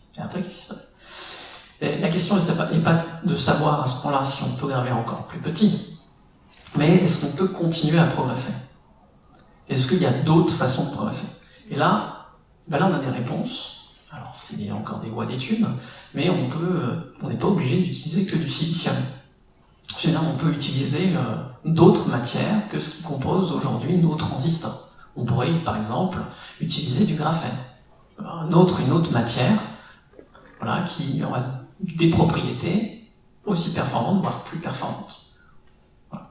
Donc ce que je veux dire, c'est que il n'y a pas juste la course à la miniaturisation, il y a l'optimisation aussi dans cette miniaturisation. Imaginons, bonjour, c'est un transistor, nous sommes dans un transistor, et effectivement, j'ai une manière de remplir cette pièce qui est, je mets avec des paquets, des petits paquets, d'accord, comme les paquets que vous recevez par Amazon. Pour remplir cette pièce, j'ai 2 manières de faire. Soit je vais mettre des paquets de plus en plus petits, donc ça veut dire plus mon paquet est plus petit, plus je pourrais mettre de paquets dans cette pièce. Ça c'est simple. Donc à chaque fois qu'il y en a un qui arrive, hop, je le mets dans la pièce, je le mets dans la pièce, je le mets dans la pièce. Et puis j'ai une autre approche qui est dans l'architecture même et la composition de mon processeur ou de cette pièce, c'est je pourrais aussi me mettre à bien les ranger. C'est-à-dire je pourrais les mêmes nombres de paquets, je vais pouvoir les empiler correctement plutôt que les jeter, et on va s'apercevoir que je vais en mettre finalement la même quantité que si j'avais juste réduit. Alors, je peux combiner les deux. Et puis, comme je vous ai dit, il n'y a pas juste l'architecture, il y a aussi utiliser des matières nouvelles. Donc il y a plein d'autres pistes, la lumière, etc., qui permettraient de continuer à développer en fait, et d'obtenir des optimisations. Voilà. C'était juste... mais sinon, globalement, je suis quand même aligné avec Rodolphe. Non, mais pour situer, pour avoir un ordinateur de la puissance d'un téléphone actuel, les ordinateurs qu'on installait à l'époque arrivaient dans un semi-remorque. Un ordinateur. Pour avoir à peine beaucoup moins de mémoire qu'un téléphone actuel. Et un autre ordre de grandeur qui n'est pas inintéressant, c'est la puissance électrique consommée par un ordinateur. Aujourd'hui, un ordinateur, une carte de calcul qui va faire reconnaître un chat et un chien, ça consomme 200 watts. Le cerveau humain, il consomme 20 watts. Il fait beaucoup plus que ça. Donc, voilà. Peut-être qu'il y a aussi des solutions à trouver en s'inspirant du vivant, comme je disais. Et voilà. Visiblement, on n'a pas encore compris tout dans le fonctionnement de notre cerveau pour optimiser la dépense énergétique en regard des services que la machine doit rendre. Donc certains commencent à s'orienter vers des ordinateurs qui seraient biologiques. Voilà, peut-être qu'il faut aller chercher. Et si vous voulez partir tout seul sur un sujet, je ne peux pas le faire, j'attendrai d'être provoqué. Moi j'ai terminé pour mes questions parce que l'heure a déjà bien tourné, mais alors si vous voulez poursuivre ou si vous avez des questions à poser dans le public. Oui, une question. J'ai une question. Tout à l'heure, vous disiez qu'il y a des IA qui peuvent se connecter ou qui peuvent être transverses entre elles, si j'ai bien tout compris. Alors moi, j'ai 2 applications sur mon téléphone. C'est les dames et les échecs. Bon. Pour les dames et les échecs, il y a plusieurs niveaux. D'accord ? Donc j'alterne entre victoire, défaite. Donc je suis arrivé au niveau maximum une fois, avec des conseils. bien que je pense que lorsque je joue contre un adversaire, on va dire, je vais pas dire virtuel finalement ou fictif, il anticipe mes coups comme moi j'anticipe les siens. Ce que j'observe, c'est que des fois, j'anticipe un coup qu'il va faire qui n'est pas celui que j'ai imaginé, et je vais pouvoir, par exemple, dans le meilleur des cas, lui prendre sa dame alors que c'était pas du tout prévu. Donc, je me demande si, ça rejoint ce que vous disiez tout à l'heure, l'IA n'est pas, je veux dire, faillible ou infaillible, ou qualitative, pas qualitative, intuitive, pas intuitive, intelligente, pas intelligente, mais j'arrive pas à avoir l'explication comment se fait-il que des coups aussi faciles, l'IA ne puisse pas les faire. Alors que moi, je les anticipe à sa place et j'aurais joué le coup que j'ai anticipé pour lui à sa place. Je sais pas si... Et ça vous le fait à poser ma question, mais... Ça vous le fait à tous les niveaux ou à des niveaux... Non, c'est très ponctuel, hein, déjà, et très aléatoire. Hein. Bon, alors, je ne sais pas comment sont codés complètement les jeux de dames et d'échecs. Ouais. Bon, je connais les grands principes. Après, comment ce type d'incident arrive, je ne connais pas trop le détail. Moi, ce que j'ai vu, c'est que moi, je suis plutôt Scrabble sur mon... Et quand on choisit un niveau, en fait, j'ai compris assez tard que... Et c'est assez curieux parce que on arrivait à se tenir quand on était sur un milieu intermédiaire. Et en revanche, quand on arrivait à la fin de la partie, vous savez, quand on fait des mots qui valent beaucoup moins de points, parce qu'il y a moins de lettres, il y a moins de place, et bien là, il me battait toujours à la fin. Et en fait, j'ai compris que son algorithme, c'est de s'interdire de marquer des coups qui faisaient plus de... Voilà, quand je suis au niveau faible, il s'interdit à faire des coups de plus de 10. Quand tu es au niveau moyen, il s'interdit de faire des coups de plus de 20, etc. Donc comme ça me laisse... Et en revanche, quand on arrive dans les petits coups, moi, dans les petits coups, je fais 2-3 points. Lui, il arrive encore à faire 10 points avec une seule lettre. Et donc c'est là que la différence se faisait. Et donc la façon dont on modère le niveau, voilà, c'est ça qui fait la différence. Voilà, c'est peut-être ça, la façon dont ils ont décidé de modérer les niveaux pour pas qu'on vous batte à tous les coups, qui va entraîner naïvement, j'ai pensé à ça, moi. des comportements. Mettre dans une position de gagnant. Ouais, c'est ça, et qui vont faire que le truc, il aura des comportements où on se dit, voilà, sans doute s'il n'avait pas bougé sa dame, il allait vous éclater au coup d'après, et donc il a un peu sacrifié ça. Un truc comme ça. D'accord. Un point qui n'a pas été soulevé, je sais que vous l'avez expliqué dans votre livre, c'est l'acceptance par les utilisateurs. Il y a des... J'étais dans un cas, quelque chose que je croyais pas tellement, quand on tombe sur un répondeur. Moi j'appelle ça un robot quand c'est quelqu'un. J'avais une panne de ligne téléphonique, j'ai appelé le numéro d'Orange, et je suis tombé clairement sur un robot. Et donc j'ai signalé ma panne, j'ai signalé que j'avais un type de problème, en touchant 0, 1, ou en disant oui, non, un peu comme ça. Et en final, le robot m'a dit, on est en train, ne quittez pas, on teste votre ligne. Et ça va prendre 2-3 minutes. Et au bout d'une minute, le robot m'a dit, votre ligne est en panne, est en défaut, elle sera réparée d'ici 3 jours. Bon, très bien. Et je raccroche. Et un jour et demi plus tard, ma ligne était réparée. Et en fait, j'étais très content d'être tombé sur ce robot. Ça me convenait très très bien comme pour être dépanné. En plus, il était 10h du soir. Pour moi, ça marchait parfaitement. Donc ça veut dire que j'étais prêt à accepter de ne pas parler à un être humain, indépendamment enfin, je ne suis pas pour la suppression de tous les emplois, du tout. C'est contraire à mes idées. Et je veux dire, là, ça a de l'importance. Je pense que... Donc, c'est un peu l'histoire des dames. Les distributeurs de billets, je pense que c'était pratique pour beaucoup de gens de ne pas avoir à faire la queue, parce que moi, je suis dans une banque ici, où à n'importe quelle heure de la journée, il y a au moins 10 minutes de queue. C'est terrible.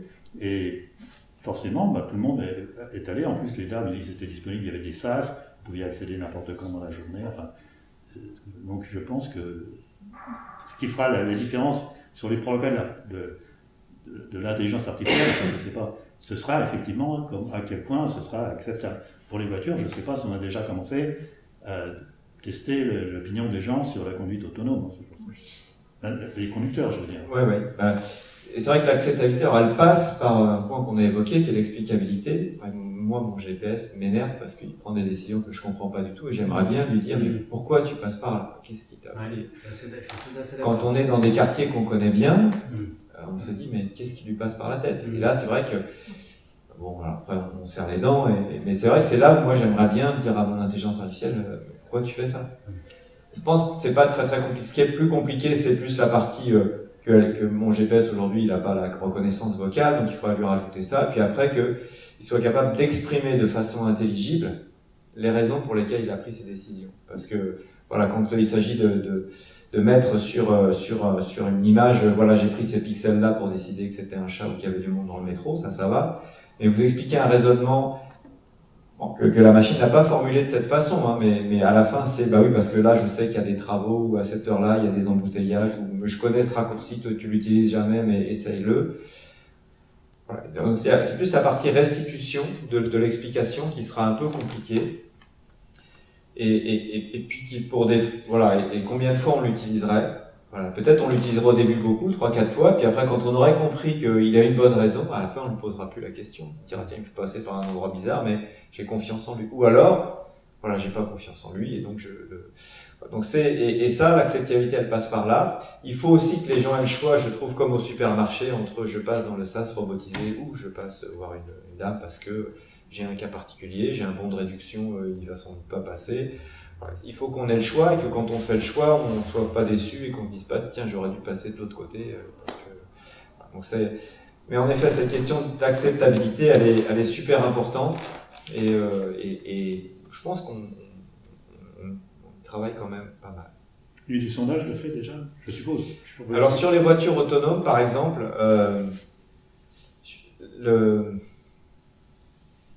je sais pas s'il y a des sondages pour tout vous dire, hein. mais le sentiment c'est que les gens ne sont pas prêts à payer beaucoup plus pour une autonomie. Voilà, il y a quand même encore pas mal de gens que ça amuse de conduire malgré tout. C'est vrai que, alors, en revanche, quand on est sur autoroute et dans un embouteillage, voilà, c'est pas rigolo de conduire. Et là, voilà, et ça, on va bientôt l'offrir. Alors, il y a des voitures qui offrent ça, l'autonomie sur autoroute et sur un embouteillage. Est-ce que les gens seront prêts à payer plus pour avoir plus que ça? Voilà, on n'en est pas convaincu. Et d'autant plus que, comme je vous le disais, pour que ça en fait, plus la voiture doit être intelligente, plus il faut des capteurs. On a fait des études, on a des navettes qui sont complètement autonomes, mais il y a un suréquipement capteur, des lidars, des radars, des caméras dans tous les sens, qui font que le véhicule il coûte beaucoup plus cher, plus tous les calculateurs pour les traiter. Et donc ça se justifie un peu pour des navettes au niveau d'une municipalité qui vont voilà parce qu'ils vont si l'engin il passe suffisamment toujours au même endroit dans un site à peu près réservé, on va économiser le chauffeur. Voilà. Et c'est ça en fait le gros enjeu pour les transports collectifs, c'est d'économiser le chauffeur. Et bon, les cas où aujourd'hui économiquement ça se justifie, ça reste rare, quoi. Donc voilà, tout ça fait que et aussi il y a aussi la question de est-ce que je suis prêt à monter.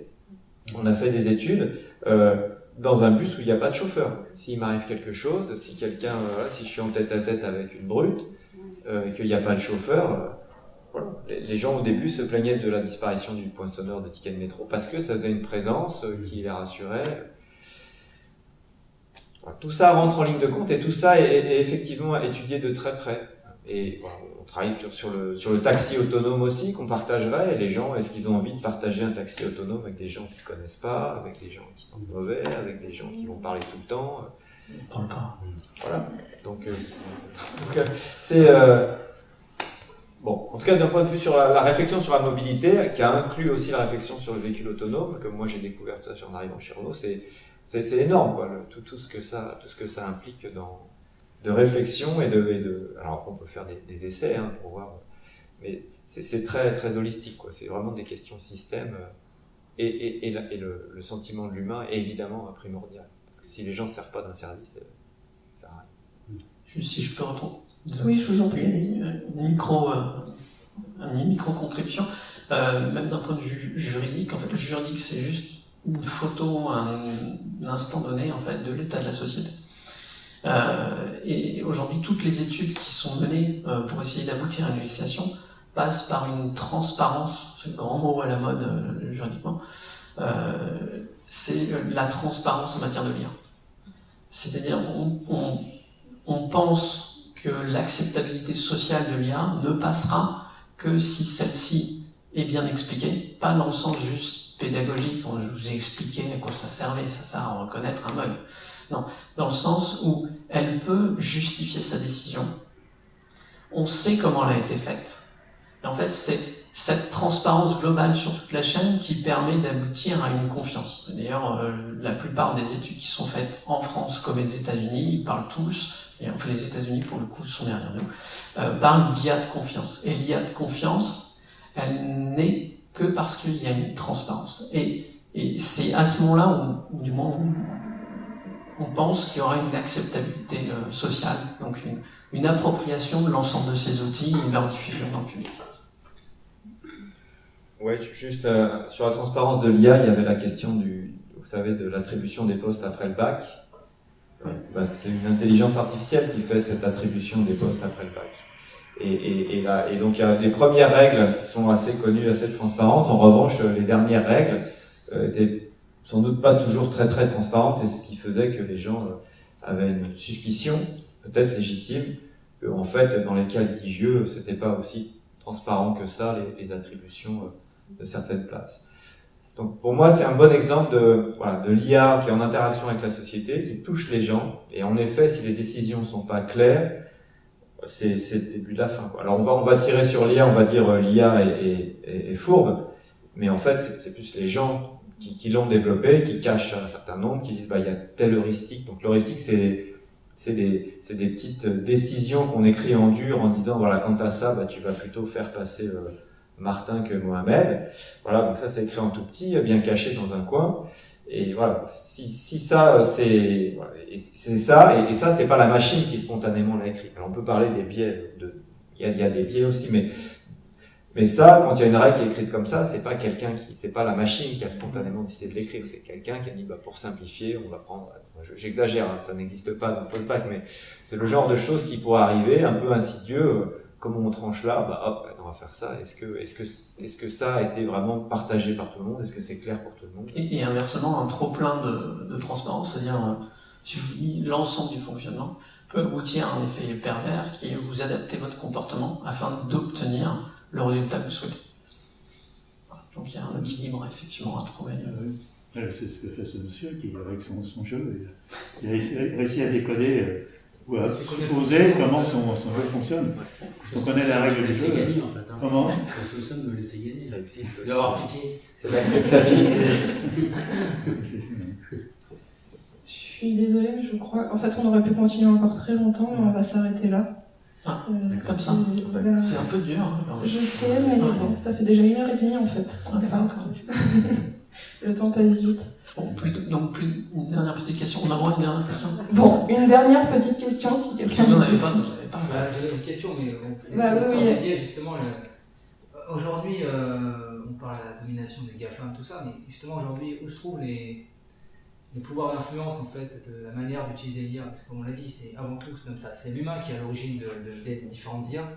Est-ce que pareil, nous sommes dans un monde où finalement on aura une pensée unique qui provient peut-être des États-Unis, où finalement on va subir quelque chose qu'on n'a pas choisi?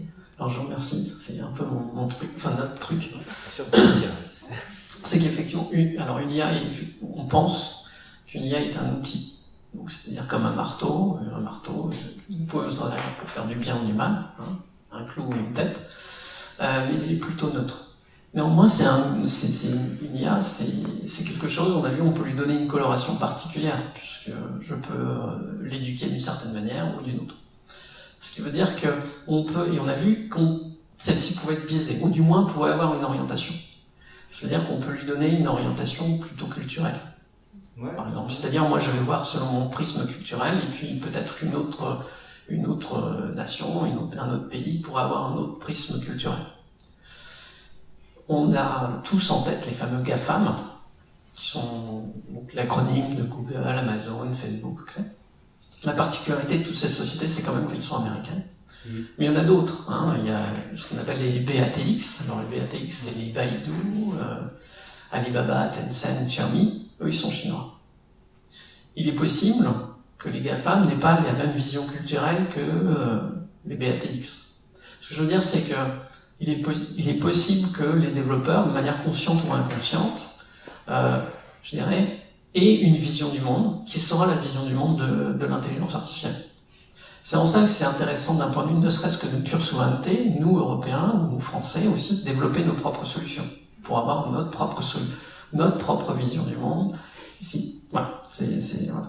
Lorsque vous êtes, ce qui est aussi intéressant dans votre question, c'est que l'influence, mais là on s'éloigne peut-être même juste de l'intelligence artificielle, mais Facebook touche à peu près 2,5 milliards d'individus. C'est pas juste un réseau social, comme on dit dans notre ouvrage, c'est aussi un média social. C'est-à-dire qu'il y a 2,5 milliards d'individus qui peuvent voir le monde à travers le prisme de Facebook. Voilà. À travers donc, c'est-à-dire que les informations données par Facebook peuvent devenir votre source d'information, votre réalité. C'est ce qu'on évoquait à travers la théorie des bulles filtrantes. Voilà. C'est pas nous qui l'avons inventé, hein. C'est Elise Pereser dans un ouvrage de 2011. C'est-à-dire que je vais essayer de savoir quelles sont vos attentes et de vous satisfaire. Indépendamment même du prisme culturel, si je sais que vous êtes végétarien, etc., ça sert à rien, moi, intelligence artificielle, je vous sers en fait des recettes faites à partir de bœuf et de lapin. On est d'accord. Donc, je vais essayer de vous comprendre, pas de vous analyser, mais de connaître un petit peu, de vous connaître, pour créer autour de vous quelque chose qui pourrait vous intéresser, de manière à ce que vous restiez en fait sur mon réseau. Et petit à petit, en fait, je vais vous servir quelque chose qui vous intéresse vous. Et donc, je vais commencer à filtrer, une bulle filtrante, je vais mettre une espèce de bulle que vous voyez pas autour de vous, où je vais enlever tout ce qui pourrait ne pas vous convenir. Donc je vais faire attention à mes propos. Peut-être qu'aujourd'hui, avec Rodolphe, on a dit des propos qui ont pu heurter la conviction de certains. Ça n'arrivera pas. Il y aura ce filtre qui fait que vous avez une information, une vision du monde qui est aseptisée, qui sera faite pour vous. Et petit à petit, vous prenez une distance par rapport au monde. Okay. Et vous voyez pas, il n'y a aucun antagoniste en tout cas. Vous ne voyez qu'à travers ce prisme. Mais est-ce que ce prisme est le pur reflet de la réalité ? Peut-être que non. Ce qui fait qu'on peut aboutir à certaines surprises où on ne voit pas que, par exemple, il y a l'ancien président Trump qui peut. Je suis pas dans le jugement de valeur pour ou contre Trump. C'est pas ça l'idée. L'idée, c'est de dire, moi peut-être journaliste n'ayant pas cette appétence, j'ai pas vu à travers ces filtres qu'en fait, il pouvait y avoir une alternative qui prenait de l'ampleur et qu'effectivement, Monsieur Trump, finalement, allait remporter les élections. Peut-être que j'ai pas vu qu'il allait y avoir un Brexit. Donc, pourquoi ? Parce que je me laisse enfermer dans un monde qui, volontairement ou non, en tout cas, on me sert un monde qui est un peu filtré. Et cette intelligence artificielle est là aussi pour vous satisfaire. Donc pas forcément pour vous apporter la contradiction ou d'autres visions alternatives. Ouais, tout à fait. C'est vrai ça. Mais c'est quand même Dans l'optique, à la fin, toujours de consommer. Ça ne veut pas dire qu'elle est négative ou positive, ça veut dire qu'elle a été dessinée pour vous satisfaire. Non, mais derrière, il y a une influence. Et c'est à vous. C'est l'origine, L'origine, c'est quoi ? C'est peut-être Amazon qui finalement, on se retrouve inconsciemment à se retrouver acheter sur Amazon, à visualiser des... C'est-à-dire si vous êtes sur Amazon et qu'elle voit que vous êtes en train de regarder des tables et des chaises, elle va pas vous présenter des annonces pour vous abonner à un magazine ou pour des micros. Elle est juste là pour essayer de vous satisfaire. Il n'y a pas d'idée forcément manichéenne à ça. C'est l'idée comme à la fin qu'on consomme, on est d'accord. Bien sûr. Mais ce qu'il faut, c'est que nous-mêmes, c'est pas qu'on soit suffisamment conscient et qu'on ait un esprit critique pour s'adapter à ça, qu'on ait le recul et l'intelligence pour voir d'autres sources d'informations et pour prendre aussi. Ça, c'est l'éducation. C'est l'éducation. Prendre ce recul, malheureusement, aujourd'hui, les jeunes générations, peut-être qu'on leur a jamais dit de le faire. Nous, on est anciens, on est capable de dire il y a autre chose qui existe, ok, je suis content, on me propose des choses. Par contre, je vais peut-être aller faire un tour au magasin à côté, parce que le gars, je le connais, il va me conseiller, il va me parler. Oui, tout à fait. Après, le problème, c'est qu'on arrive à un monde qui est assez monolithique. Juste pour corriger un tout petit peu ce que vous dites, je pense que l'IA n'est pas entraînée à vous faire consommer, elle est entraînée à vous rendre heureux, captif. Et du coup, on vend de l'espace publicitaire et les gens savent que à ce moment-là, s'ils amènent leur publicité à cet endroit-là, vous voyez, c'est un tout petit peu plus pernicieux que ça. Facebook va dire non, moi je ne cherche pas à vendre quoi que ce soit, je cherche juste à connaître comme disait monsieur, à connaître mes clients et à leur servir ce qu'ils veulent servir. Et au passage, je dis à Amazon et Google, tiens, j'ai un mec, tac, il aime bien ci, il aime bien ça. Donc, vous voyez, c'est... Mais ce qu'on n'a pas l'IA. Moi, je Ah oui, en fait, qu'est-ce qu'il y a à l'origine? Absolument. Qu'est-ce qui oriente la chose, en fait? L'IA, c'est un outil, comme vous l'avez dit, c'est comme la télévision, c'est comme Internet. Qu'est-ce qu'on en fait, en fait? Ouais. Exactement. C'est nous qui décidons de ce que l'on en fait. Oui, tout à fait. Mais je pense qu'il y a beaucoup d'éducation, c'est comment on utilise cet outil-là aussi. Et quant aux jeunes, je ne sais pas s'ils sont victimes. Je pense qu'ils commencent à avoir du recul. Oui, mais les parents, nous aussi, des adolescents qui commencent à avoir du recul. C'est aux parents et à nous. Oui, mais même le rôle des parents, même je pense que les jeunes générations commencent à avoir, comme tu disais, un recul, en tout cas, ils commencent à prendre une certaine conscience sur l'utilisation. Voilà, moi je dis cache que ça, c'est pas ça, que l'Irak c'est pas un Tassadam. Il faut voir aussi, je conseille Arte pour un plus. Parce que les jeunes commencent de plus en plus, ils lisent. Moi je lis beaucoup, j'utilise peu l'informatique, mais j'en utilise dans mon travail. Mais c'est plutôt la lecture, des Arte, des choses critiques. Je passe des vidéos sur la Mésopotamie, sur l'Irak. Enfin, c'est les parents aussi de plus en plus ont conscience. Oui. Moi je pense dans mon domaine, dans l'éducatif, il y a de plus en plus de conscience que leurs enfants sont trop écran beaucoup trop quoi. Je crois qu'on en Je sais pas si c'est une conclusion très heureuse, mais il va falloir qu'on libère notre animatrice, on va continuer. Mais alors vous pouvez totalement continuer en autonomie, ce sera super bien. Un bon exemple de participatif. Donc c'est le moment où on se quitte là. Oui, je vais juste faire un petit point pour tout le monde ici, pour vous annoncer les prochaines rencontres C'est la Société, parce que c'est 4 rencontres par saison, donc là c'était la première aujourd'hui de la saison 2021-2022. La prochaine, ce sera le samedi 27 novembre, donc ici à 15h, même heure, même endroit. Et le sujet, ce sera, en fait, est-ce que les chiffres sont neutres, la manipulation de l'information par les statistiques. Et ce sera une forme de rencontre un peu différente, parce que ça va commencer par une conférence gesticulée. Donc pour ceux qui connaissent pas, c'est quelque chose qui vient de l'éducation populaire, et c'est un mélange entre une pièce de théâtre et une conférence. Et donc là, la personne qui viendra, qui s'appelle Johan Charlier, il est statisticien de métier. Et donc il va nous faire une version courte de sa conférence gesticulée, et après on va poursuivre par un moment d'entretien avec lui. Et puis en mars, il y aura une rencontre autour de l'esprit critique et de l'information, les fake news, tout ce genre de choses. Et on conclura en mai par une projection du documentaire de François Bégodeau, Autonome. Donc là, pour faire une ouverture un peu plus positive en fin d'année, sur une démonstration par l'exemple de personnes en Mayenne qui ont expérimenté l'autonomie dans leur vie à différents niveaux, que ce soit matériel, intellectuel, spirituel. Et suivi d'une rencontre avec François Bégodeau aussi. Voilà, donc je vous remercie encore pour votre présence et puis vos questions, votre intérêt au sujet. Je remercie beaucoup messieurs Rodolphe Gelin, Olivier Guillaume pour votre intervention et puis tout ce que vous aviez à dire aujourd'hui. C'était très intéressant. Merci à vous, merci d'être venus.